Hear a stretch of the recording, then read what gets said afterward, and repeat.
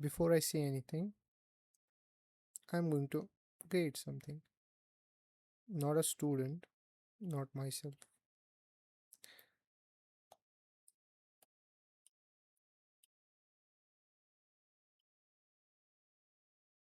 0 out of 100. The Indian education system. 0 out of 100. Now let me show you my working. 7 questions. Each one is a different part of the system, graded the way it graded us. In red ink. No partial credit, no excuses. जो वक्त इनके पास था, it was 74 years. We are still counting. Let's directly move to the first question. The first question asked in the paper was, can the filter itself be bought? पहले समझते हैं filter किस चीज़ का.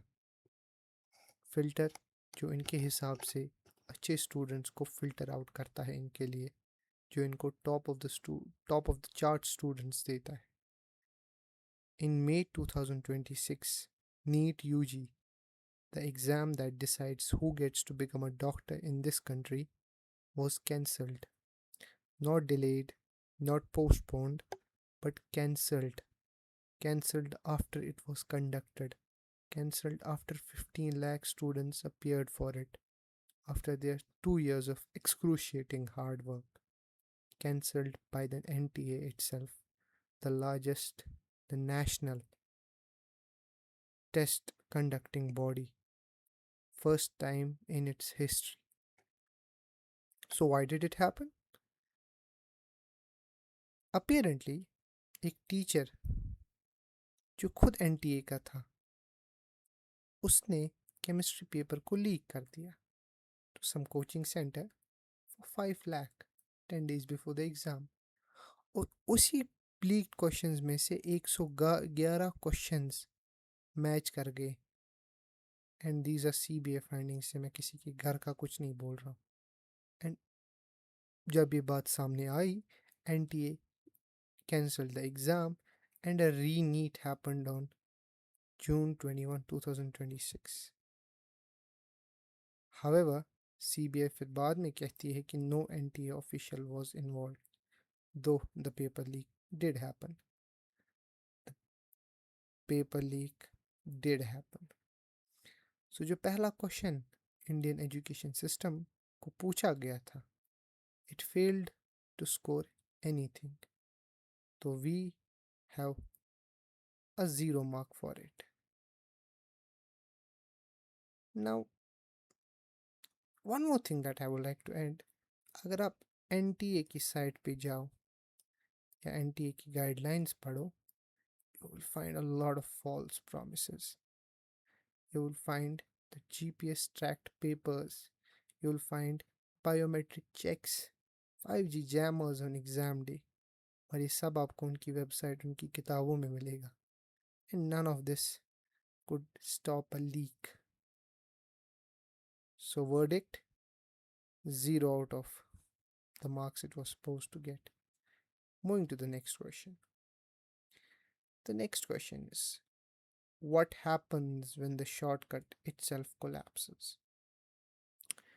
So in 2022, Byju's, the country's largest edtech company, the most valuable edtech company, not only in this country, but on the planet, the most valuable edtech company on planet Earth. It was valued at $22 billion just some 4 years ago. In 2024, it's valued at effectively $0. हजारों employees को निकाला गया in waves, restructuring after restructuring, before the company folded entirely until its own weight. Now note that 150 million registered students. 150 million registered students. Now here you have the proof. $22 billion in 2022 indicated that in 2024 it had become dropped to 0. laying off 4,000 employees. अब सोचने की बात ये है कि ये कैसे हो सकता है? Well, that's not the point of concern. The point of concern is कि ये हुआ.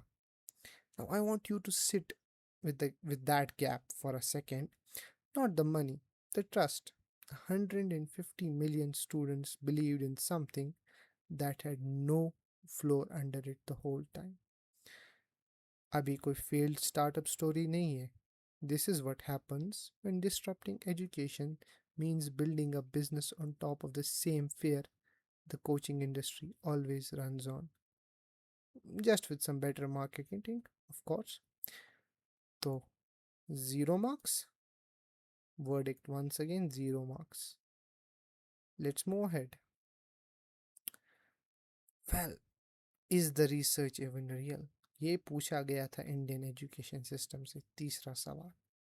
अब देखते हैं जवाब इसका. India is the single largest contributor of papers to predatory journals. Predatory journals क्या होते हैं? These are the journals that publish anything, literally anything, for a fee without zero real peer review. And it's like आप 1 साल 2 साल 6 महीने 7 महीने you work on some research, you complete a paper and then you go out to publish it. उस वक्त इंसान को वो जोश होता है कि I'll get my first paper published, I'll get all the glory, मेरी रिसर्च ऐसी है, मेरी रिसर्च वैसी है, but he falls prey to these predatory journals. Now मैं किसी और की बात नहीं कर रहा हूँ. I too have been a victim of this and it's really excruciating at times because आप fee दे रहे हो and when you get the notification that it has been accepted you become happy. You are like मेरा paper इसके काबिल भी था. But in actuality वो कुछ भी accept कर लेते हैं because they are predatory and fake journals. And here's the part that should actually alarm you. Some of these journals have carried UGC's own official approved stamp. The regulator, meant to protect academic standards, accidentally handed its own credibility to the exact journals faking it. तो जब कोई आपको कोई claim बोलता है इन peer reviewed published research, इस country में इस मुल्क में अगर आपको कोई ये सब बोल रहा है तो इस फ्रेज का मतलब ये नहीं होता कि जो आपको लगता है. अब तो नहीं, एटलीस्ट अब तो नहीं. India's UGC approved list teeming with dubious journals. So once again, verdict 0. So that's a hat trick for Indian education system. A milestone, मतलब 3 questions लगातार and 0. Let's move ahead. शायद आगे कुछ कर लें. Though I spoiled the ending in the start. Does the law actually reach the ground?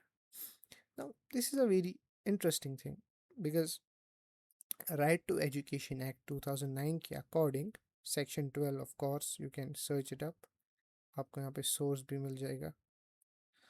इसके according 25% of seats in every private schools reserved by law होती हैं किन के लिए? Economically weaker students के लिए. That's not the suggestion, it's not any recommendation or a suggestion, it's the law. So you shouldn't be asking any expert, you should ask the government directly. अब आप कैसे पूछेंगे गवर्नमेंट को? उसके लिए using my prowess I have developed a small tool. It's called RTI Copilot. You will find the link in the description. जिसको आता है चलाना Python या कुछ, they can use that and file it. So I'm not filing that right now because it will take time, but it's not an estimate. You will be directly asking the government, you will be directly asking the directorate of your school education in your state of how many schools are actually complying, in accordance to this law. So if I get that RTI request accepted, I'll surely upload that in the pinned comment. But for now, as per the data we have, will not grade it, so it remains a question mark. That essentially means it's a zero for now. Now, moving ahead, we have the question number 5, institutional legitimacy. Pretty ironic, right? The question asked was, is the degree even real? As of February 2026, UGC की खुद की list, UGC की official list names 32 unrecognised universities. ये वो universities हैं, ये वो institutions हैं that have no legal power to grant a degree that means anything, and 12 of them are in Delhi alone. This is a screenshot from the UGC official site. I'll just giving you the link in the description. So this isn't any hidden information, it's one government website away. And almost nobody checks it before they hand over 3 years in their savings to a name जो उनको लगता था जायज है. The literally the universities, the college, they are unrecognized, unregistered, they are fake, and UGC उनको किसी किसी को रिकॉग्नाइज कर लेता है, किसी किसी को लेजिटिमेट मान लेता है. So why in India? Why don't we hear such news from any other country? Does this mean Indian education system has failed to answer this question? Yes, totally yes.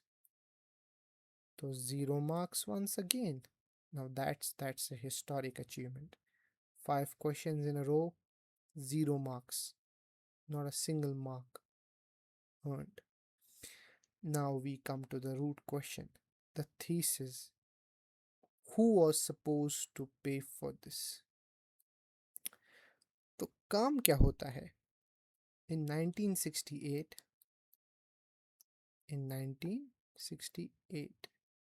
एक कमीशन होती है called Kothari commission. उसके हिसाब से वो government को बोलती है कि 6% of the GDP 6% of the GDP should be spent on public education, ताकि पब्लिक एजुकेशन वो सेक्टर एक्चुअली फंक्शन कर पाए.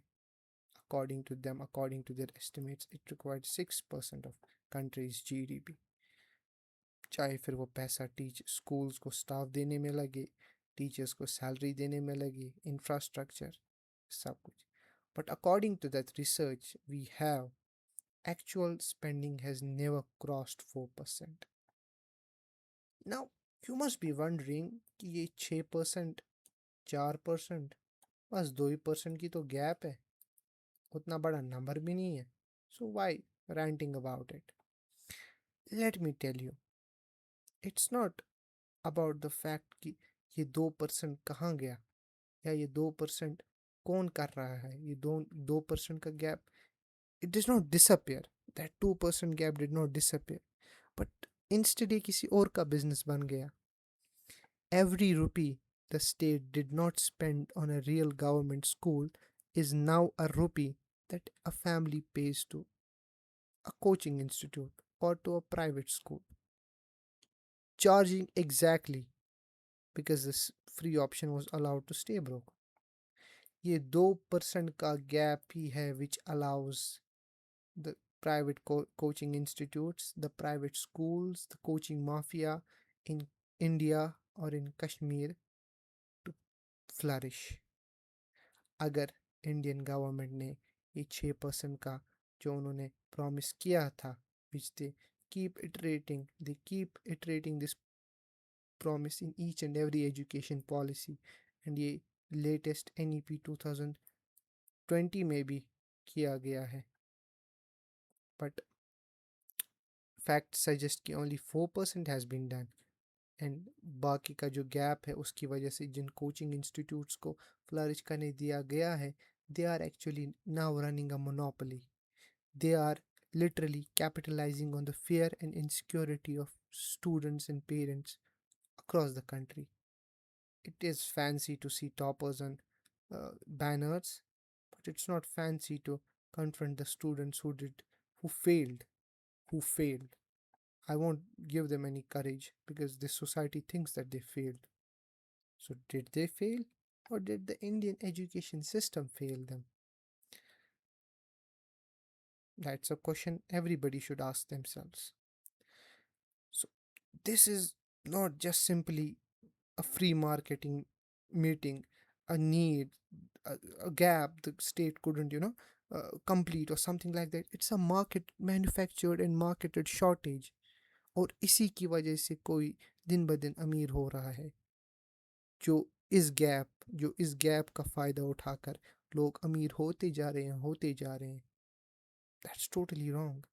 जबकि इस गैप को 60 इयर्स पहले गवर्नमेंट को इस हिंदुस्तान की गवर्नमेंट को क्लोज कर देना चाहिए था।